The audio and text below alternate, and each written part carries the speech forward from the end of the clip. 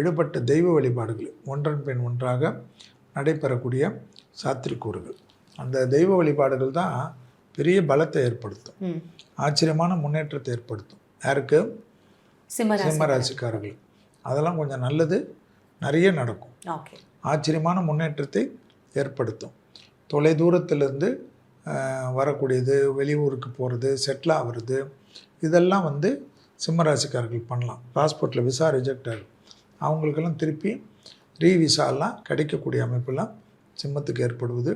கவனமாக பார்த்துக்கலாம். ஆச்சரியமும் இருக்கும், யோக பலமும் கிடைக்கும், எல்லாமே கிடைக்கும். அதே போல் வந்து சிம்மத்துக்கு அரசு உத்தியோகத்தில் இருப்பவர்களுக்கெல்லாம் படிப்படியாக இழந்த பெருமைகளை பெறக்கூடிய அமைப்பெல்லாம் ஏற்படுவதெல்லாம் சிம்மத்துக்கு ஏற்படும். அதெல்லாம் வந்து பெரிய பலம் அவங்களுக்கு. அதனால் அதெல்லாம் நீங்கள் பார்த்துக்கலாம், அதெல்லாம் நல்லது இருக்கும். உடற்பயிற்சி, அஷ்டமத்தில் சனி இருக்கனால உடற்பயிற்சி தான்.